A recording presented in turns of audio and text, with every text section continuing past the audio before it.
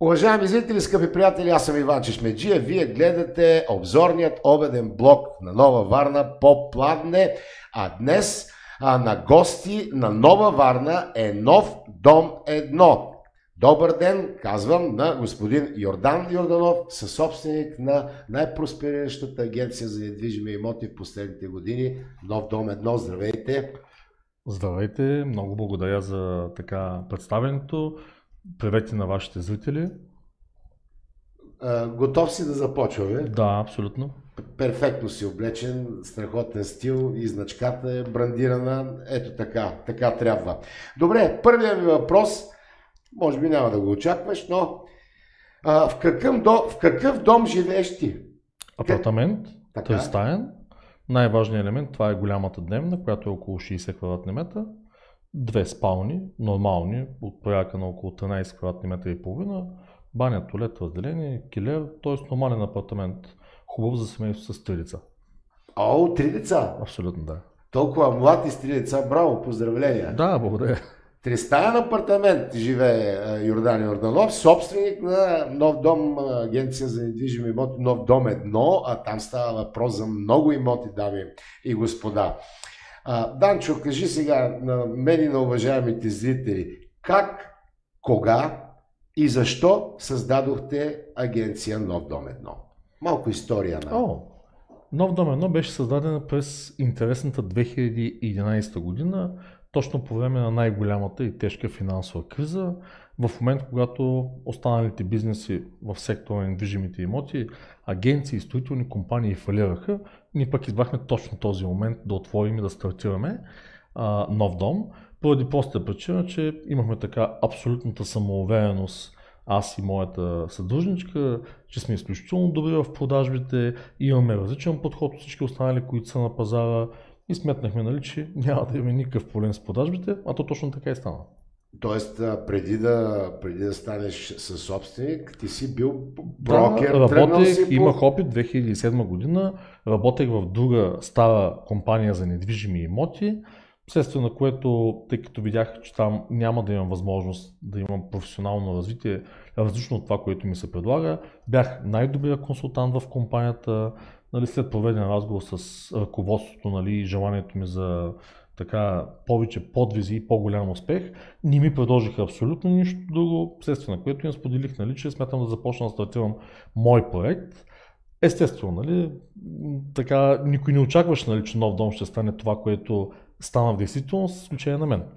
Аз от самото начало, когато навлязах, знаех точно какво правя, как го правя, защо го правя, с поглед напред, с пълната увереност, че нямаме перспектива да не успеем.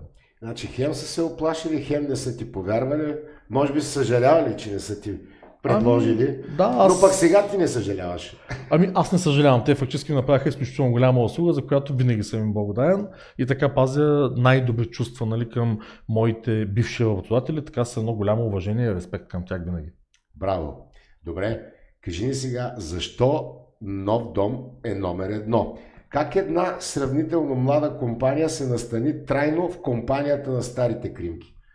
Вие сте на 10 години. Да, тази година ставаме на 10 години. Как се настани?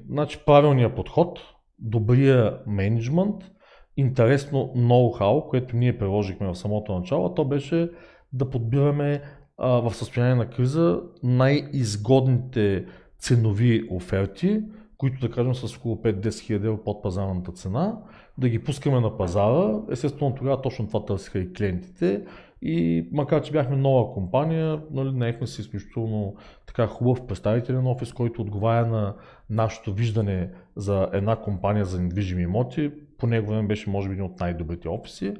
В момента имаме още по-добри офиси. Той към настоящия момент е наш офис, който ние ползваме. И реално погледнато стартирахме с изключително мощна, агресивна реклама. Сещам се, бяхме поставили като транспаранти Обама, президента на Америка, кралица Елизабет и президента Путин, всички заедно на фона на Варна и там пишеше: те биха купили от вас, купете си, те биха купили от нас, купете си и вие. Купете новия си дом с нов дом, 1. Аз сме Нов дом 1, такава е абревиатурата. Истината е, че името Нов дом беше заето, Нали, затова трябваше да сложим една единица, тъй като нов дом, new home, нова дом, на английски и на руски, нали, много добре така пасваше като наименование, а едно, как да кажа, съдбата си знае работата, едно заради номер едно за това. Да, ма едно винаги е номер едно. Така е. Значи общо взето подрехите посрещат, по цената изпращат. При нас в недвижимите имоти не е точно така. Нали, обикновено те посрещат по начина, по който умееш да комуникираш по телефона. Нали, винаги това е първото впечатление, което създаваш, а дрехите са втория елемент, нали, т.е. самата визия и оттам нататък, нали, добавената стойност, която даваш със самото обслужване на клиентите. Тоест телефона е първото посрещане, нали, т.е. първото впечатление, което успяваш да създадеш на един клиент, било то продавач или купувач. Така. Разкажи ни как е устроена работата в агенцията. Колко офиса имате и къде?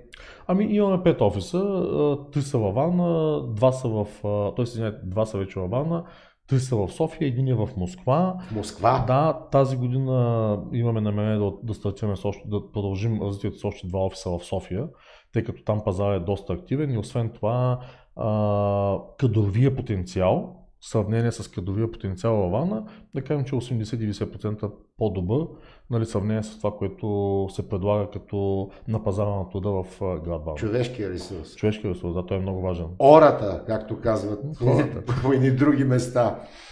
Така, Москва. Това е много сериозна топка. Ами не, всъщност не е толкова сериозна, тъй като ние го развивахме, участвахме в изложения, плащахме за развитието на компанията, сайта ни тъкмо започна да излиза на предни позиции. В един момент 2014 година в изключително силен пазар наложиха санкциите. Оттам нататък пазара падна, така тръгна надолу, нали? Така че не може да се похвалим, нали, че офиса ни в Москва е най-голямата ни гордост, тъй като да кажем, че ако не бяха санкциите, резултатите щяха да бъдат изключителни, но в момента на този фон, нали, не са такива, каквито на мен би ми се искало да бъдат, но да кажем, че биха могли да бъдат по-зле и аз се радвам на това, което постига офиса. Браво! Когато няма хляб и боба е кефте. Ами така е, да. Така, това е от други мои репертуари. Няма нищо. Колко служители имате? Ами, приблизително сме 50 човека. Сериозно? Да, ами, добре, нали, не е зле. Живот и здраве ще станем още повече. Нали, единственият проблем е кадровия капацитет. Ако имахме добър кадрови капацитет в България, щяхме да бъдем много повече. За съжаление е изключително трудно с кадрите, нали? И това е нещо, което в момента играе сериозна спирачка по отношение на бизнесите и специално по отношение на нашия бизнес. Добре, на хората им е интересно, пък и на мен. Всички познаваме, знаем брокери, някои от нас сме ползвали и ще ползваме, но ти всъщност имаш брокерска фирма, ти си собственик. Как работите с служителите? Те на заплата ли са? Проценти получават? Нека хората да знаят, може някой да иска да се пробва в този бранш, да е наясно. Ще го обясня накратко. До момента, винаги когато сме пробвали да даваме заплати, нали, т.е. вариант с хубава заплата и нисък процент, задължително ударяме на камък. Нали, човек, който се съгласява да работи на заплата и нисък процент, в 99,9% от случаите е обречен. Нали, обикновено, нали, това не са хора, които успяват да търсят заплатата. При нас ние наричаме брокерите наши бизнес партньори. Защо бизнес партньори? Хората, които влизат при нас, са хора, които имат желание да се занимават с бизнес, целеустремени, нали, така, по-агресивни, имащи желание за голям успех, имащи желание да получават по-големи финансови ресурси, но съответно нямат такава възможност, нямат необходимия опит, следствие на което, влизайки в компанията, те получават приблизително 1/3 от бруто прихода, който реализират, 1/3 от бруто прихода, а не от печалбата, което ги прави повече от наши съдружници. И сега ако погледнем, нали, реално, да се представим, че влизаме в един бизнес, стартираме един бизнес. Този бизнес има логистика, има си разходи, има си офиси, има си маркетинг и абсолютно всичко. И след всичко това нещо, колко получава, нали, накрая собственика на бизнеса.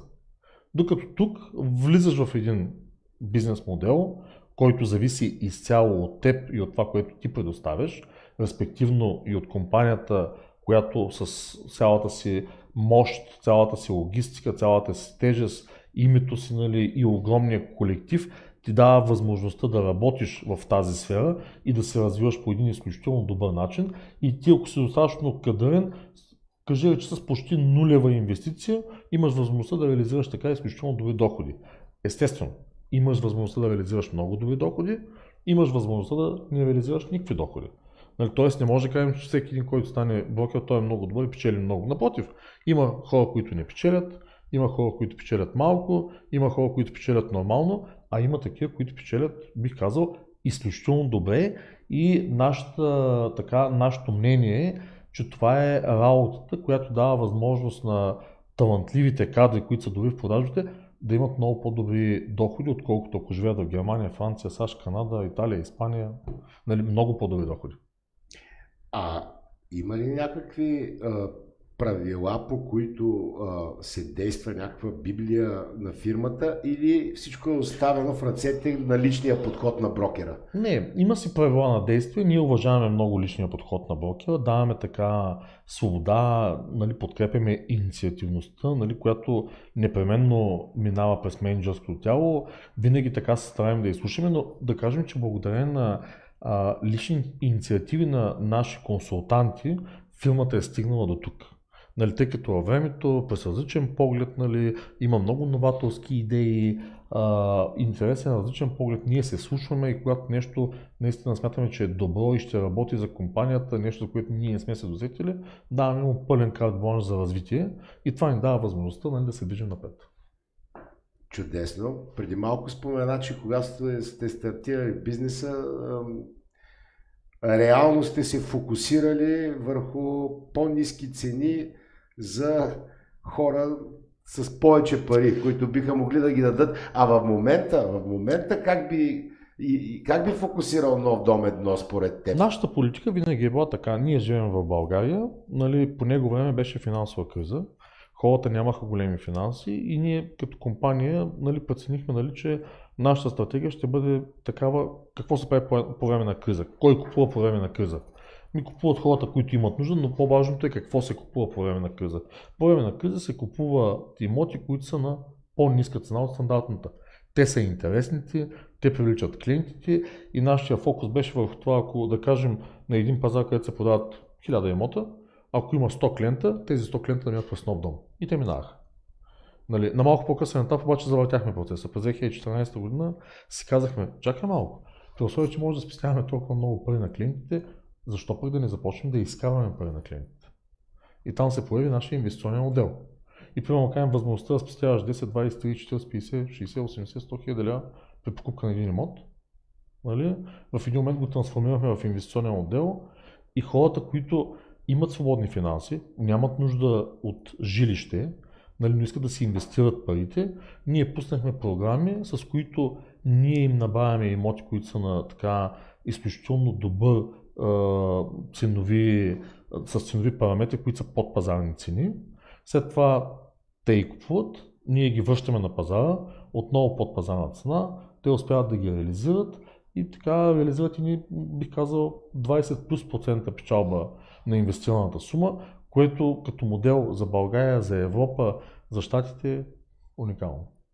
И се справяме много добре. Добре, и по-нататък в разговора имам въпрос специално за тия инвестиции. Ще можеш да добавиш още неща, защото е много интересна. Наистина, може би единствена уникална услуга. Не съм чувал друга компания в България. Добре, пазар, компания, бизнес. Кажи сега, какви са последните тенденции в пазара на недвижимите имоти? И по-конкретно ще те питам, но най-грубо да нарисуваш картината към момента 2021. 2021 година стартира много неочаквано за нас. Докато да кажем, че през 2020 година имаш така някакво успокояване на пазара, дори леко затишие в края на годината по отношение на недвижимите имоти, специално за Варна. През 2021 година, още от средата на март, започна така един бум на цените, едно много сериозно търсене, което нас специално ни изненада. Нали, ние си казахме, какво стана тук? Нали, как стана това нещо? И честно казвам, не можахме да си го обясним. Нали, всички говориха, Кръсталина Георгиева, нали, шеф на Международен валутен фонд, обясняваше как най-голямата криза, нали, видиш ли голямата депресия се задава, нали, и след като такива сериозни личности на такива сериозни постове споделят тази информация, ние се готвихме за криза. В следващия момент обаче се получи така, че нали, пазара подскочи и то много сериозно подскочи. Нали, естествено, инфлационните процеси, които започнаха, увеличаването на цените на суровини, материали, нали, на суровините, които са необходими за строителството на една сграда, та дори логистичните услуги скочиха с, да кажем, около 500%.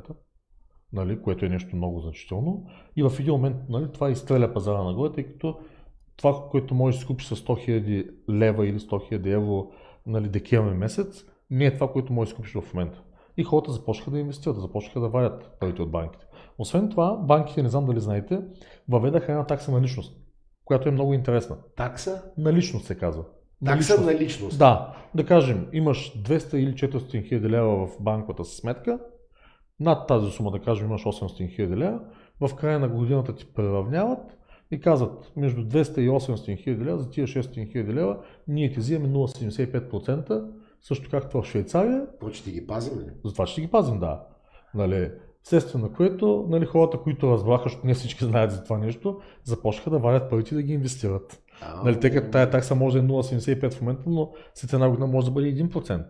И аз го разбирам това нещо, то е реципрочно, тъй като в началото на 2020 година лихвите бяха 3%, 2007-2008, в момента са 2,3, 2,2 се допускат.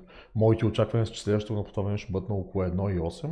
И е нормално банките, събирайки голям ресурс, нали, ако не могат да го раздадат всички, по някакъв начин да печелят. И това са такси, нали, допълнителни комисионни, което за мен е нормално и окей. Не знам. Няма да коментирам точно това. Хубавото е на една агенция за недвижими имоти, която е така достатъчно добре работи на пазара, ние филтрираме огромно количество информация. Освен това, чисто счетоводно, знаем как да направим нещата така, че да оптимизираме нали, нещата на самия клиент. Примерно да кажем, клиент купува за инвестиция имоти, повечето клиенти какво правят? Купуват ги на собствено име, трябва да продават, влизат по ДДС, декларации, пък втория имот не могат да го продадат. Ние знаем по какъв начин да оптимизираме процесите чисто законово, така че нали, счетоводно те да бъдат изрядни. В същото време, пълно юридическо съдействие нали, по отношение на самата сделка.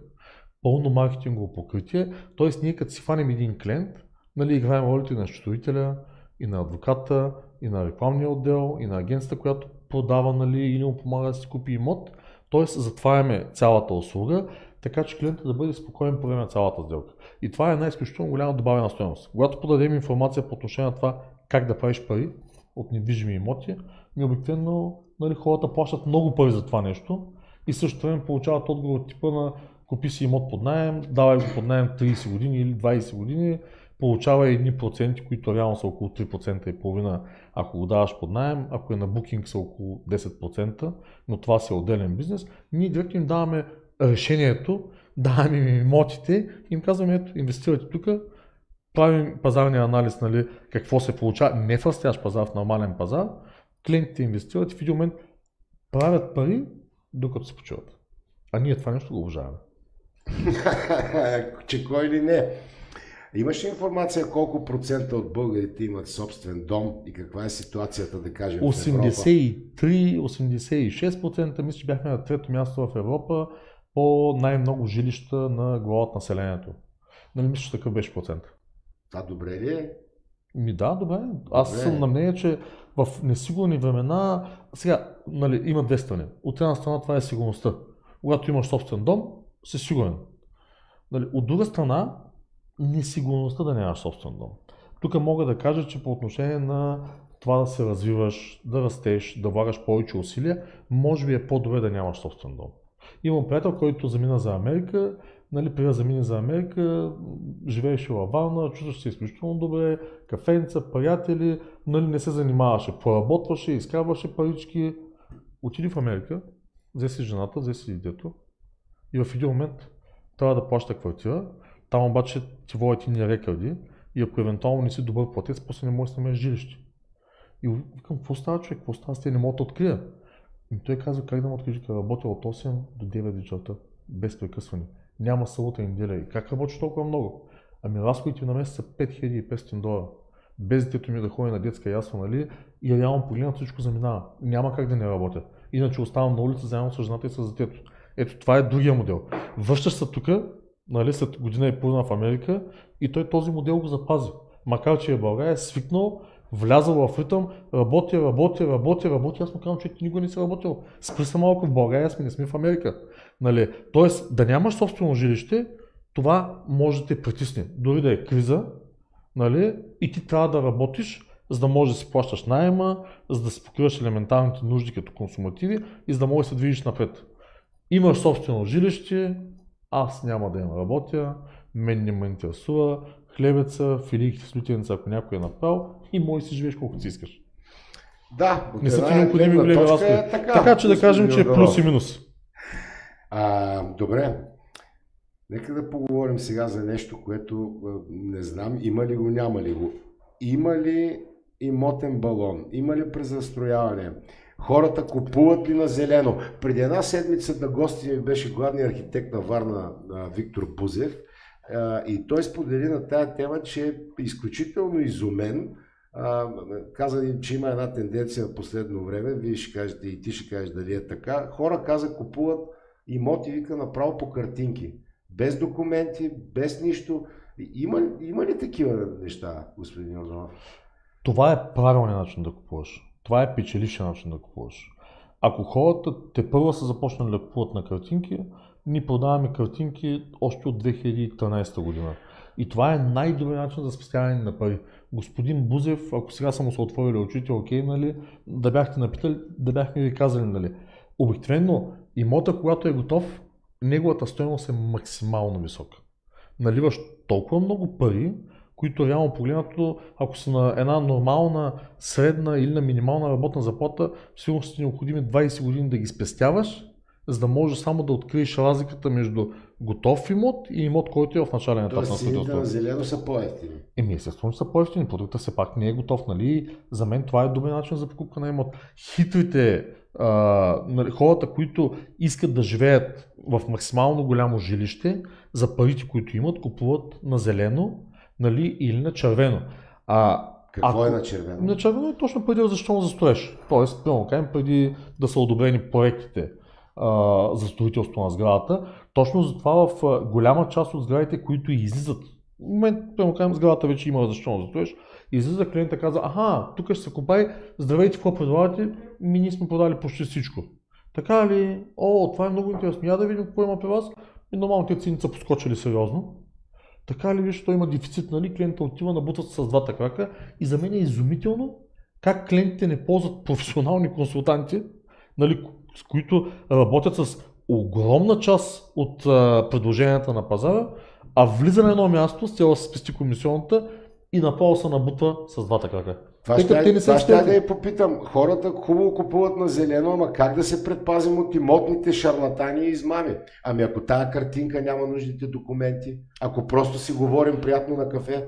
Хората обикновено не са толкова глупави. Те като отидат да купуват от стари доказани фирми, нали, които съответно имат някакво име, построили са, примерно 5, 6, 10, 20, 30 сгради, нали, имат необходимото доверие, но да кажем, нали, че една такава компания е супер, много добре е, но за всичко това нещо се крие един много сериозен ценови параметър. В същото време, в компания, която не е толкова известна, на същото място можеш да намериш абсолютно идентичен имот със същото качество, но в много по-добър ценови клас. И там вече идва разликата. Нали, аз си купех имот на такава цена, така ли? Нали, имахме такъв, че даже ние направихме един клип, нали, в една строителна компания. Нали, клипа пресъздава среща между мен и мой съсед. Аз отивам с клиент на компанията да видим неговия апартамент, тристаен, нали, и виждам моя съсед, който живее 3 етажа надолу. Виждам го и му казвам, какво правиш тук да не работи, защото той беше с гъщеря зон. Той казва, не, купих си имот. Купи си имот ли, какъв имот си купи? На 4-ти етаж, един тристаен апартамент, викам в средата ли, дневна с 2 спални, нали? Той каза, да, нали, изключително добър. Защо викам, не ми се обадим? Аз живея, нали, в твоя вход. Той каза, да, ама аз купих директно от инвеститора. Викам, браво, не си плащал комисиона. Той казва, да. На каква цена го купи имота? И тогава по него време той каза на 65 000 евро. Викам, моите поздравления, браво, цената наистина е хубава и е факт, за него момент цената му беше хубава. Разликата беше, че нашия клиент същия този имот го беше купил на 41 и го продаваше на 72. Нали, 41 и 65 са едни 47-8 хиляди лева разлика, които ако трябва да ги спестяваш, да, човека е спестил, да кажем, 1200-300 евро като комисионна, другия е платил 1200-300 евро, но един е спестил един чувал пари, а пък другия за това, че си е спестил комисионната, нали, е дал един чувал пари. Нали, и аз това нещо, честно казвам, не го разбирам. Ама всеки си спасява.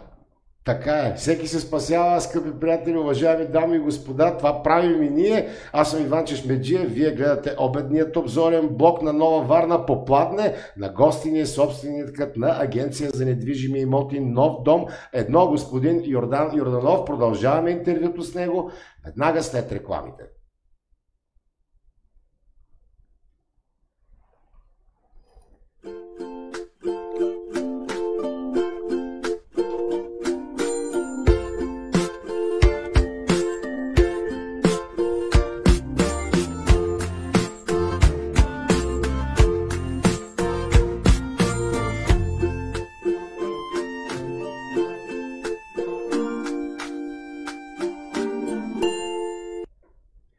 Скъпи приятели, аз съм Иван Чешмеджиев. Вие гледате по Пладне, пряко във Facebook Нова Варна и на novavarna.net. Днес на гости на Нова Варна е Агенцията за недвижими имоти Нов дом 1 в лицето на нейният собственик господин Йордан Йорданов. Господин Йорданов, кажи ни сега, каква е последната имотна мода в България? Използвам нарочно тая дума, защото съм забелязал, че има мода и в, и в жилищата, които предпочитат хората в определени периоди от развитието ни. Имаше на времето едни моди. Напоследък какво е така? Има огромна разлика между Варна и София в това, което се предлага, поради проста причина, че възможностите на хората в София са много по-големи, бих казал огромни, в сравнение с възможностите на хората във Варна. Така че аз ще говоря във Варна, тъй като съм гост на вашата телевизия във Варна. В момента се строи и зад нови проекти. Това, което мога да кажа, че това, с което се различава пазара от преди години, че в момента на мода станаха комплексите. И зад нови комплекси, изключително интересни. Не знам дали знаете, че живот и здраве предстои реализирането на първия небостъргач в нашия град, който би следвало да бъде втората най-висока сграда на територията на България. Сериозно ли? Да. Къде ще бъде? В центъра, в района окръжна болница, на мястото на Бенита бензиностанцията, точно до Лидъла, отзад фактически Халет Тапа, там където беше стария ДАП. Така че живот и здраве, ако не го спънат като проект, ще бъде едно изключително бижу за нашия град. Нещо уникално. Първия по рода с концепция всичко, от което имаш нужда. Говорим за инвестиция, която е порядка на около 250 милиона, осигуряваща адски много работни места, тъй като комплексът е замислен да бъде както търговски комплекс с 5 нива паркинг зона, магазини, фитнеси, казина, хотел на 7 етажа, информационен център, поликлиника, дентална клиника, кино голямо, ресторант на 39 етаж с 360 градуса панорама, подобна на Sears в Чикаго. Стадион Варна ще го преместят ли вътре? Не, панорамна така площадка за жителите и за гостите на града.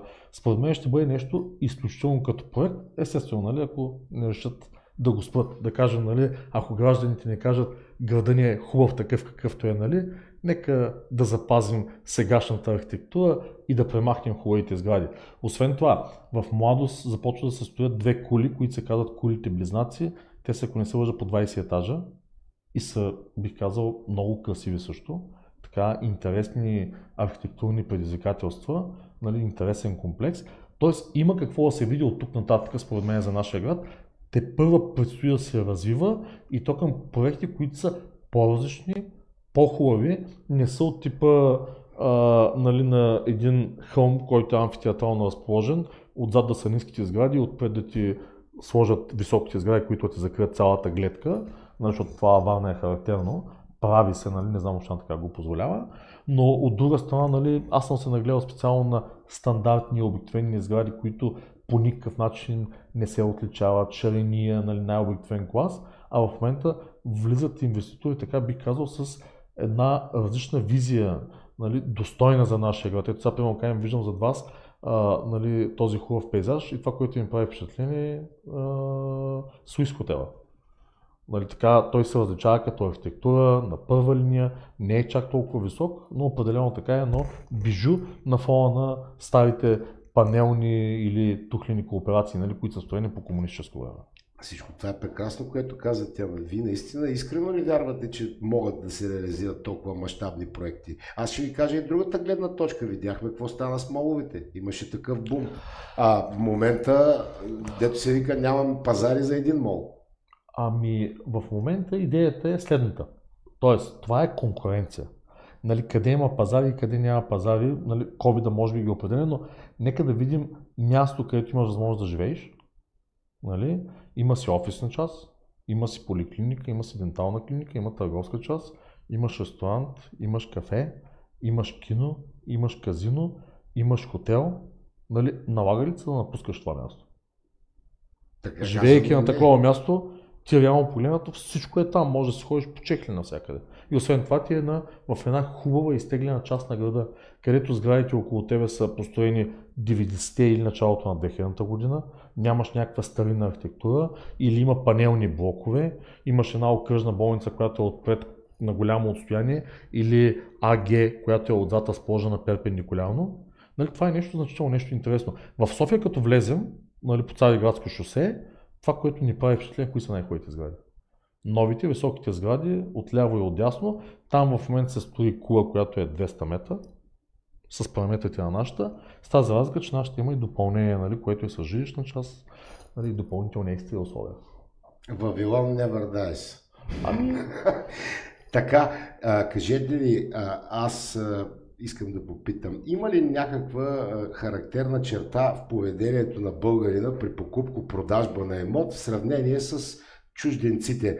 Тоест, има ли нещо типично нашинско, което е в разрез с нормалната пазарна логика? Хладният разум или емоцията взимат връх?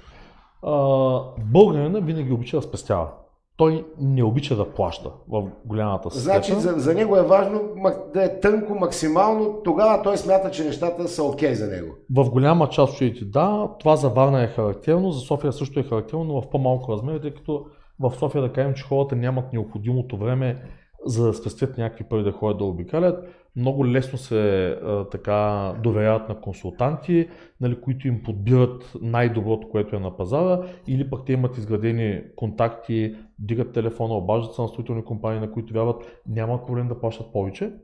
Докато тук гледат да спестяват. Ние гледаме да спестяваме. И контакти имаме пък много свободно време. Ами да кажем да, решаваш, кажеш сега тук за едни парички, аз как така ще дам, да кажем 2000 лева комисионна или 2500 лева, чакай да пообиколя малко, да видя, нали, да открия, да изхитрувам, нали, да намеря къде е сградата, влизам в една компания, пък те там ми казват всичко и продадено, че чакат още 3 човека на опашка за да си купят. И аз казвам, и тук гледай какво става, нали. Тя сделката, нали, ще избяга, правят ми отстъпка 5-6 хиляди евро. Нали, аз казвам, леле, ма това е великолепна сделка, 5-6 хиляди евро, че и комисиона не плащам, купувам веднага, а пък тя цената е коренно различна от, нали, търговията, която е била проведена. Така че пазарът е интересен. Интересен, винаги е интересен. Селото в града ли е? Какво имам предвид?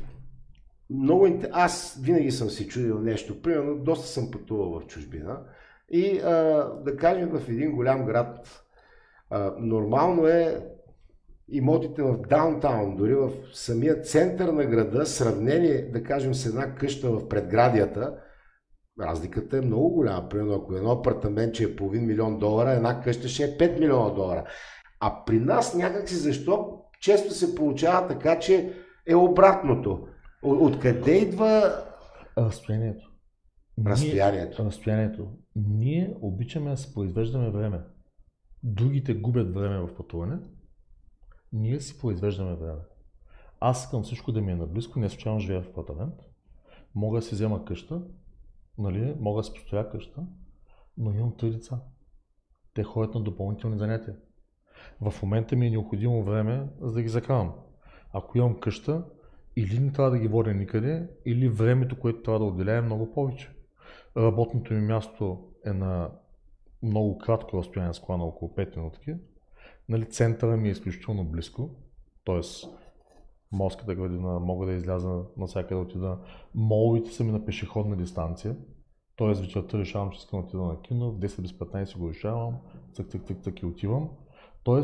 комуникациите, логистиката за нас е нещо много важно. Ако направим едно изчисление, ако един човек на ден губи 2 часа в път, на седмица това са 10 часа и това е минимум, нали? На месеца това са 40 часа. На годината това са 480 часа. 480 часа, нали, това е адски много време. Това е обърнато в работно време, нали, ако работният ден е, да кажем, 10 часа, това са близо 48 дена в годината, които ти ги даваш в път. Ами ако тези 48 дена ги използваш за нещо по-приятно, да прекараш с семейството, да отидеш на почивка, нали, защо да не си произведеш време? Нали, това е най-ценният ресурс. И затова ние обичаме да живеем на места, които са ни по джоба. В същото време всичко ни е максимално удобно и близко. И не робуваме на западните практики, ще отида да живея на село, на еди колко си километра, пък това, че ще пътувам, нали, голяма работа, аз обичам да пътувам. Те много пътуват, наистина. Много пътуват, Говорил съм лично с хора в Америка, такива неща ми казаха, които доста надвишават вашите калкулации. Тя един Истанбул, ако вземете, аз съм приятел, който всеки ден пътуваш по 4 часа. 2 часа отивам до работа, 2 часа връщам, викам, човек, ти нормален си. 4 часа. 4 часа. По-дълъг работен ден. Що? Да живея в комплекс, еди къде стои, не може да позволя да живея в центъра. Естествено, получавам пари. Ти хубаво, че получаваш пари, но 4 часа на ден, това си убийство е. Направо. Чужденците тръгнаха ли си от България? Говоря за участието им в Недвикак. Каква е ситуацията? По едно време бяха много ценни или не бяха толкова руснаци, англичани, легенди слушахме. Ами, ще бъда честен, откровен. Българите, голяма част от нас обичат далаверката. Ей сега и веднага, да забогатея, да направя. Няма и дългосрочната политика, няма и регулацията от страна на държавата. Ние имахме един изключително добър английски пазар, уникално добър руски пазар. Англичаните ги изгонихме, поизлъгахме ги, нали, поизмамехме ги на места, нали, продавахме им боклуци, замаскирахме, радвахме се, че сме много успешни, че правим много пари, но загубихме един изключително сериозен пазар, който може да бъде силен до ден днешен. Руснаците, всичко беше окей, нали, те обичат България, уважават България. 100 000 руснаци купили нашето Черноморие, край, изкупиха Черноморието, руснаците развиха Черноморието. На Черноморието мога да ви кажа, че има комплекси, за които варненци могат да се мечтаят. Там се правяха реални, хубави, прекрасни комплекси, където наистина да живееш тук в града, ако имаш такива комплекси, ние щяхме да се гордеем с тях. Нали, има, но са единици, докато по Черноморието, нали, има изключителни комплекси. 2014 година наложиха санкциите, всичко приключи. В момента продават на цени, на които купуват българи, тъй като е ефтино и изгодно. Те също не губят, тъй като ги обърнат в рубли. Това, което са дали тогава, това е което взимат в момента, тъй като еврото, нали, държи висок курс в Русия, но реално погледнато ние загубихме този пазар. А той също беше много добър двигател на цялата икономика. Да, хитрата сврака с двата крака. Да, точно така е. Господин Йорданов, кои са робите? Ние или парите? Защо инвестицията в имот е най-добрата и в какъв имот е най-добрата инвестиция? В началото на разговора споделихте за тая уникална услуга, която предлага Нов дом 1, т.е. да го кажем с прости думи на зрителя, да менажира покупко-продажби за своите клиенти, като извършват цялостната дейност с адвокатските услуги. По отношение на инвестиции в недвижими имоти. Иначе ние цялата дейност се извършваме по отношение на нормалните продажби, но тук говорим за един по-различен, по-особен дял, това са инвестициите в недвижими имоти, нали, които дават възможност на клиентите да използват парите си по един уникален начин, без да работят заедно с тях. И без да ги държат в банка. Клиентът се почива, подписва, плаща, чака, подписва и прибира. Нали, това е работа на клиента. Ние живеем в България. Моето лично мнение е, че ако сивия сектор излезе наяве и доходите, които се получават в действителност, бъдат показани, включително и по отношение на имотни сделки и така нататък, ще излезе на Запад поговорката: пожелавам ти да бъдеш беден като българин. Тъй като, да, точно така. Нали, тъй като... Аз мога да се съглася с вас, защото така доста често работя с много бедни българи. Да, нали, така е наблюдение. И това, което аз съм забелязал, нали, че ние българите обичаме да работим, за да живеем. Американците живеят, за да работят. Тоест, едните са роби на парите, а другите се старат да направят така, че парите да им бъдат роби. Нали, поне аз съм така. Нали, аз обичам, работейки, нали, без да се разпростирам, да си купувам вещи, които не са ми нужни. И имам един автомобил, той ми е семейен и личен, представителен, хубав, също време за 3 деца. Нали, нямам втори автомобил, съпругата ми се взима книжка, купувам автомобил, който е практичен за нея. Не обичам да се разпростирам, не обичам да държа прекалено много имоти, нали, тъй като те стават пасив. Не се занимавам с наеми, не се занимавам с букинг, тъй като за мен това си е заробващо и освен това не е достатъчно печелившо, но по сметка на това съм, бих казал, един сериозен инвеститор, който постоянно купува и гледа да продава. И това, което го правя аз, давам възможността на колегите в нашата компания, на клиентите в компанията, особено на инвеститорския ни отдел, да работи заедно с нас и по същия начин да се възползва от това, което ние правим за себе си и за нашите клиенти. Има ли спекуланти на този пазар? Ами ние сме без спекуланти. Ние обичаме да спекулираме, но това винаги е в полза на клиента. Както казах, системата ни е следната. Няма човек, който да е прецакан в цялата сделка. Нали, в един бизнес е много добре, когато в една бизнес сделка печелят всички страни. Печели инвеститора, печели клиента, печели крайния клиент, печели клиента и печели нов дом. Нали, тоест няма губеща страна. Как го постигаме?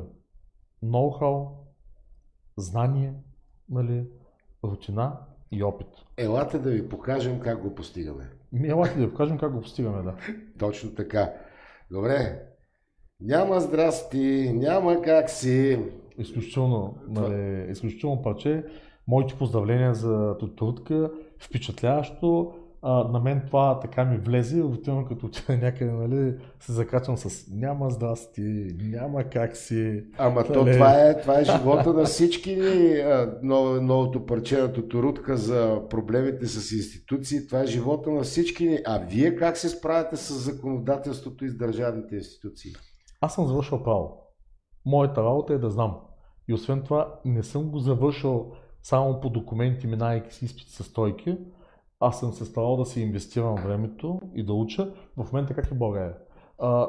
Бил Гейтс, нали, не е завършил университет, нали, ти можеш да бъдеш като Бил Гейтс, да бъдеш много богат без да си завършил университет. Друг е въпросът, че Бил Гейтс е влязъл в Харвард и след това е излязъл от Харвард. Нали, аз съм от хората, които са инвестирали в своето обучение, старали се да учат, да разбират, да знаят, нали, тъй като това нещо ми се отблагодаря цял живот. Ето, работя за мен последните 16 години вече. Нали, а знанието, нали, и възможността така да познаваш законите, да работиш с тях, да ги ползваш така, че те да работят изцяло в твоя полза, е нещо изключително уникално. Нали? И както се казва, с правилните действия, нали, човек може да живее прекрасно. Без да бъде измамник, без да се занимава с черни сделки, да си декларира доходите, да си води един хубав, спокоен живот, да си плаща данъците, защото аз съм от хората, които изключително много обичат да плащат. Не знам дали имате друг такъв участник във вашето предаване. Аз съм от хората, които обичат да плащат и си плащам с най-голямо удоволствие, заявявам го така с чиста съвест. Ма с огромно удоволствие си плащам. Благодарен съм за това, което им предоставя моята държава, нали, възможности, които имам тук и съответно, нали, смятам, че е работа на всеки един, нали, да се отблагодаря за това нещо, а това са данъците. Браво, наистина нямал съм такъв гост до този момент.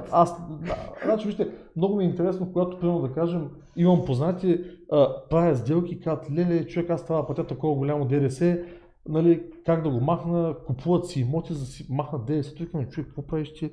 Ти викам сега разпределителна влиза пред тебе, излиза, даваш го на държавата, къде ти е проблема на теб, това не ти е приход, не ти е някаква печалба, ти си имаш стойност на услугата.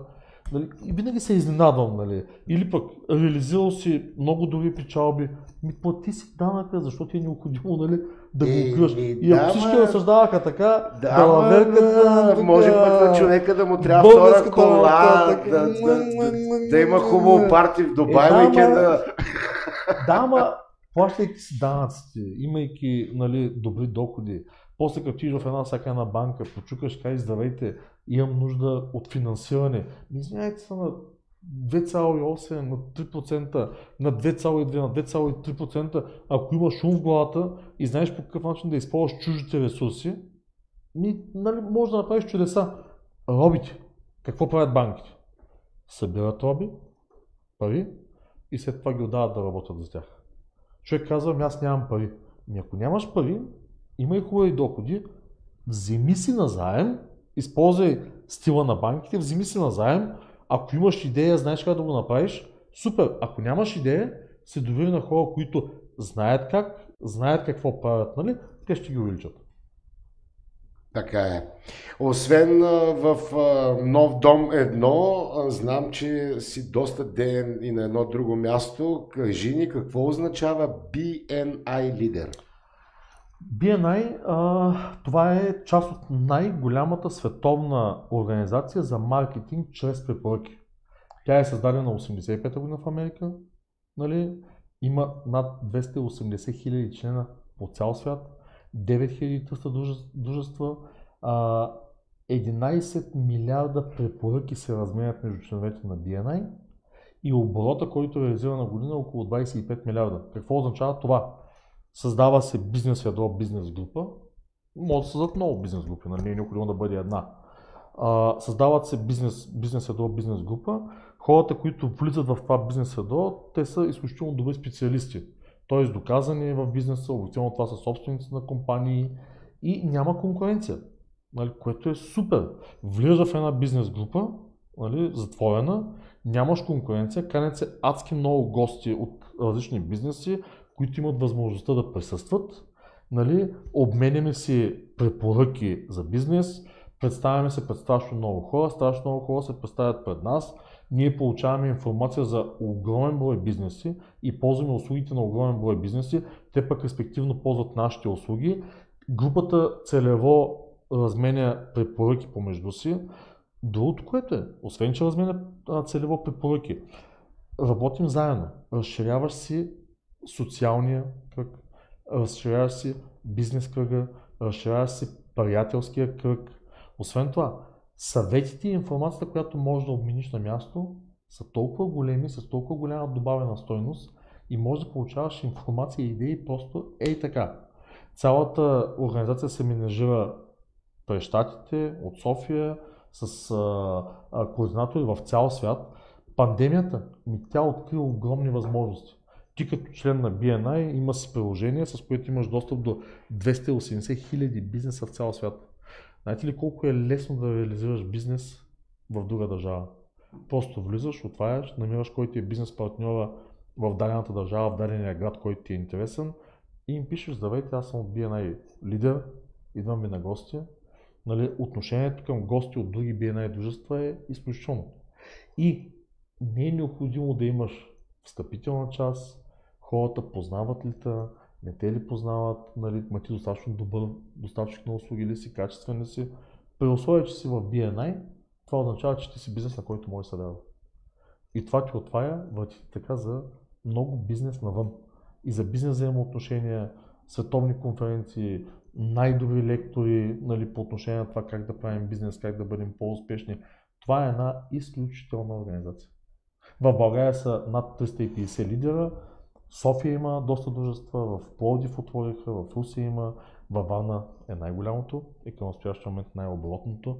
Както аз винаги съм казал, София не е Варна. Нали? Така че в това отношение може да се похвалим. Добре, приближаваме вече към края. Сподели сега, стотици хиляди са сигурно сделките, през които си минал, но коя е най-тежката, най-тегавата и най-комичната ситуация?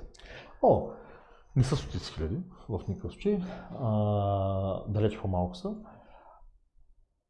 Не можеш да ли помниш нещо, дето е било трудно като избор на папа? Няма трудни сделки. Има предизвикателни, когато имаш необходимата рутина и опит се справиш. Сделката или става, или не става. Но ще разкажа за една интересна. 2011 година с едни руснаци идват да си купуват апартамент. Нали? Това е състояние на криза. Представете си, идват руснаците в България да си купуват апартамент, избират си апартамента, звънят на личния си астролог и той им казва, за да бъде всичко както трябва, сделката трябва да стане в 6 сутринта. В 6.00 трябва да стане подписването. Това е. 6.00. Нали, звъним на продавача, той каза, вие нормални сте, 5.30 сутринта на сделка, викам човек, клиенти казаха, няма да има сделка, ако искаш ела. Ставаме в 5 часа сутринта, отиваме до офиса 5.30, разглеждат договорите, нали, в 6.10 сме готови, 6.10 пием водичка, чайче, нали, това беше зимата и чакаме така да стане 6 часа. Става 6 часа, подписват договорите, нали, всичко така, точно. Да, звездите така са казали, всичко точно. Това е сделка, която беше изключително интересна, така, която никога няма да забравя. Че как с личен астролог, сигурно, от Русия, нали? Да, сигурно пък човека е имало защо. На халал му е било. Кой е... Нещо интересно ще те питам. Брокерите женят ли се за клиентите си? Има ли такива случаи във вашата фирма? Видели се по време на сделка, събрали се? Нямаме такива случаи, нито един случай към настоящия момент, или поне аз нямам информация, пък през нас са минали така солидно количество консултанти. Дори честно казвам, нямам информация да имат връзки, нали, т.е. да се гаджосват, нали, брокери с клиенти. Там взаимоотношенията обективно са така строго професионални, нали, но със сигурност практиката познава и такива моменти. Няма как. Изобилства. Кой е най-хубавият дом, в който си стъпвал? Може да не си го продавал или купувал? Моят. Чудесно. Какви недвижими имоти искаш да виждаш в България в бъдеще? Хубави, качествени, на които ни им потичат покривите. Мазилката им не се отцветява в рамките на първите няколко години, да не казвам още в рамките на първите месеци. Домове, които са за всеки един човек са гордост да живееш в тях, нали, и да ти доставя огромно удоволствие. Тук веднага ще кажа нещо. Предлагаме един имот в Балчик, който е строен 87 година. Наскоро ходех в него. Отвънка той изостава, има щупени прозорци. Поглеждам сградата, строена 87 година. Покрива е леко наклонен, няма една вада по стената, няма грам теч в сградата. Не е пипан.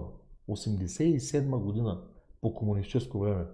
Покажете ми една сграда, която е строена от 2000 година до момента, нали, която да няма такива проблеми. Една вада няма. Нали, факт е, няма минерална мазилка, няма боя, нали, там няма една вадичка, нали, която да си мине така да се отсвети, нали, да се направи местеница, което е впечатляващо. Това е сграда, която не се поддържа въобще. 87 година. Колко годишна? Качество, нали, естествено качеството е свързано с финанси. Във Варна хората все още, по-голяма част от тях, не обичат да плащат за качество. И въпреки това, защо обичаш Варна? Варна е най-добрият град за живеене в България. Нали, море, морска градина, всичко ти е наблизко, молите са нещо прекрасно, хората са супер, взаимоотношенията, нали, Варна си е Варна. Няма е тая бизнес, как да кажа, стръв на столицата, няма ги отдалечените разстояния, няма и големите задръствания, голямото пътуване. Нали, възможностите във Варна за живот са просто прекрасни. Обожавам Варна. Ние също и ще продължаваме да живеем заедно и приятно тук, скъпи приятели, уважаеми зрители. Днес на гости на Нова Варна ни беше собственикът на агенция за недвижими имоти Нов Дом 1. Много сме нови и ще ставаме все по-нови и все по-хубави. Аз ви желая приятен след обед. Гледайте ни и утре в сряда, точно в 12 на обед по Пладне, когато на гости ще ми бъдат инженер Христо и инженер Галя Маджарови, едно семейство, представители на Бялото братство. Хубав следобед, скъпи приятели, до утре!